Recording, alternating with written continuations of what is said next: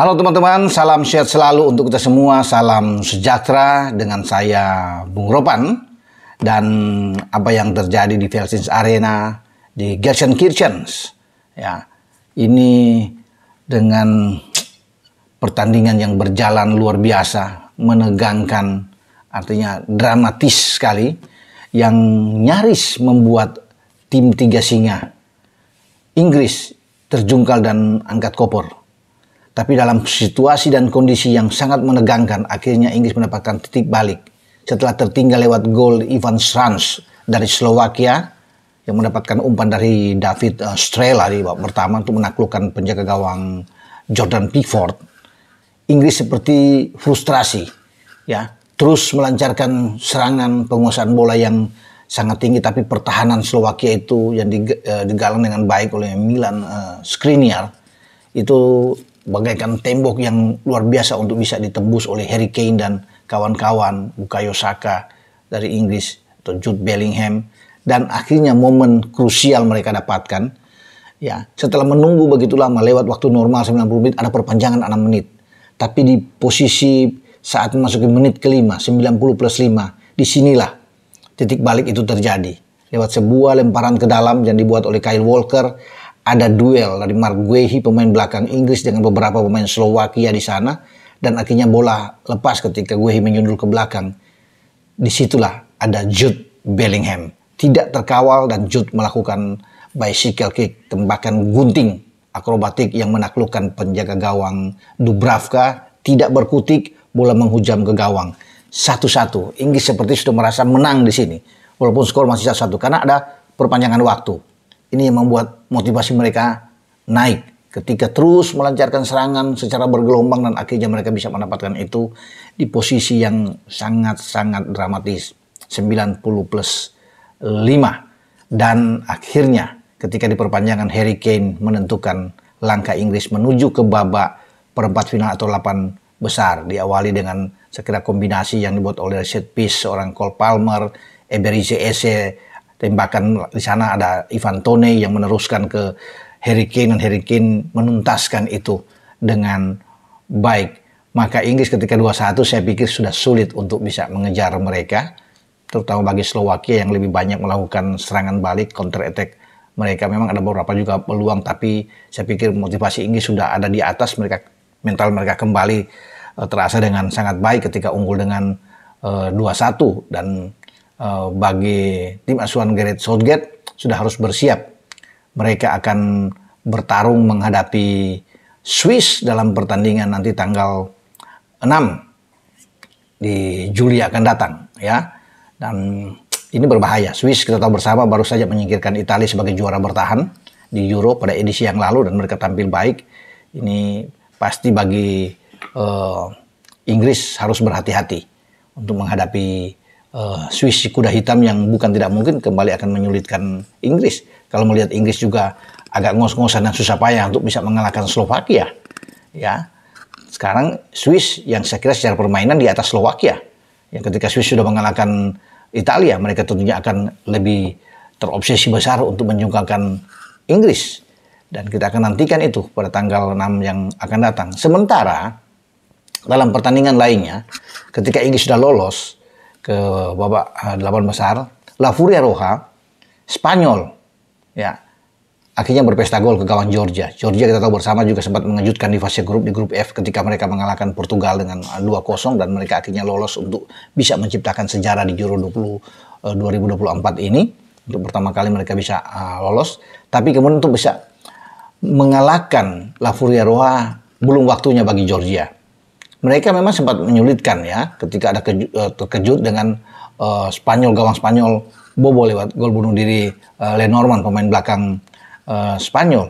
Tapi Spanyol adalah Spanyol, tim yang kuat dalam penguasaan bola, dan juga bagaimana mereka bisa punya pemain-pemain hebat bertalenta yang luar biasa, Lamine Yamal, Nico Williams, dua anak muda yang luar biasa untuk mendampingi seorang Alvaro Morata di depan, Pedri di tengah, Fabian Ruiz, Rodri memimpin dengan sangat baik. Bahkan kalau pertandingan sebelumnya Inggris punya Jude Bellingham yang diganjar sebagai man of the match saat menghadapi Slovakia, maka Rodri itu terpilih sebagai man of the match karena memang tampil oke. Rodri yang membuat titik balik menyamakan kedudukan 1-1 ketika dia mencetak gol penyama di menit ke-39 sebelum ada gol-gol yang bersarang berikutnya ke gawang Georgia yang dibuat oleh Fabian Ruiz. Di menit ke-51 ada Nico Williams menit 75 dan Dani De Olmo di menit ke-83 sehingga Spanyol bisa menang dengan 4-1 atas Georgia yang berlangsung di Stadion Rhein Energy. Dan Spanyol sudah harus bersiap menghadapi Jerman di babak 8 besar perempat final. Inilah pertandingan yang ditunggu, yang dinantikan oleh banyak orang. Duel menegangkan, duel seru yang melibatkan antara Die Mannschaft Der Panzer ketemu La Furia Roja Spanyol. Jadi salah satu di antara dua tim ini harus angkat koper, harus out. Sangat disayangkan ketika orang banyak menginginkan bahwa keduanya bisa tampil di final sebenarnya, ya, atau di semifinal. Tapi Bagan mengharuskan ini ketika dua-duanya menjadi juara grup, karena Jerman juara grup A dan Spanyol juara grup B. Di Bagan tuh mereka harus keluar bertemu di babak perempat final. Sementara di bawahnya itu juga sedang menunggu duel nantinya antara Prancis atau Portugal, tapi harus bisa melewati pertandingan malam ini, di mana Prancis akan ketemu dengan Belgia.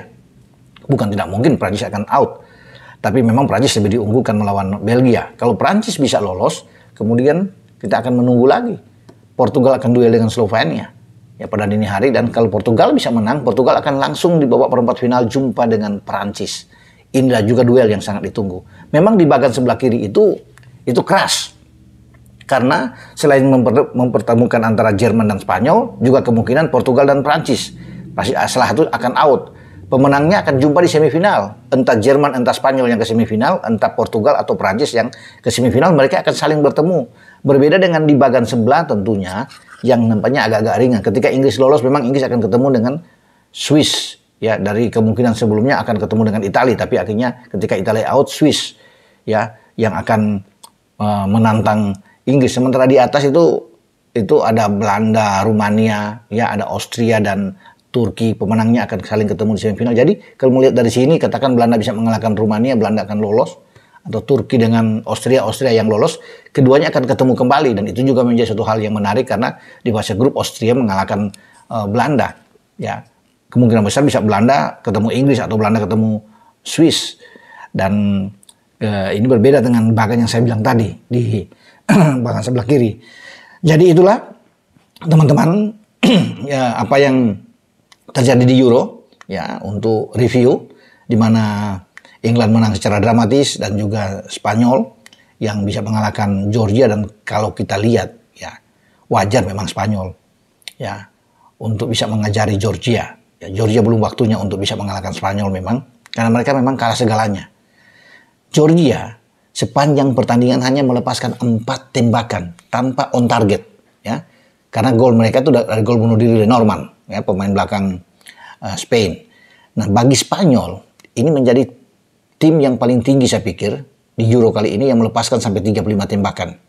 Sangat tinggi ya untuk sebuah pertandingan. 13 on target juga sangat tinggi kalau bicara dengan 13 on target ya. Mestinya kan mereka bisa menang mungkin di atas 5 gol. Tapi hanya 4 gol yang bersarang di antara sekian banyak peluang yang diciptakan oleh pemain-pemain asuhan La Fuente ini. Dan 76% penguasaan bola. Ini menggambarkan bahwa memang jauh ya level permainan Spanyol dibandingkan dengan Georgia. Georgia hanya 24% penguasaan bola. Nah, lihatlah teman-teman bagaimana perpindahan bola dari kaki ke kaki, operan passing akurat terukur. Ya, passing yang berhasil dari pemain-pemain Spanyol. Itu mencapai 794, hampir 800 kali perpindahan mereka dibandingkan dengan Georgia yang 264 kali. Jadi memang melihat di sini ya jelas Spanyol di atasnya. Bahkan untuk sepak pojok aja Spanyol sampai 13 kali. Georgia hanya 3 kali. Nah, ini menggambarkan memang mereka kuat. Akurasi operan pemain Spanyol tuh itu hanya 6% saja untuk bisa mencapai hal yang sempurna 100%. 94% akurasi operan mereka. Ini kan tertinggi, luar biasa. Bagi Georgia hanya 79%. Makanya wajar memang anak-anak La Furia Roja ini bisa melaju sampai ke perempat final. Namun akan ditunggu nantinya duel yang menegangkan dengan tuan rumah. Karena tuan rumah juga punya pemain-pemain yang sangat baik. Ya, diunggulkan passing-passing mereka Toni Kroos dan kawan-kawan juga ini oke banget. Jadi inilah pertandingan sesungguhnya big match yang akan terjadi di babak perempat final. Selain kita akan menunggu duel antara Portugal dan Prancis. Sampai di sini dengan saya, Bung Ropan, untuk berbicara review Euro 2024. Ciao.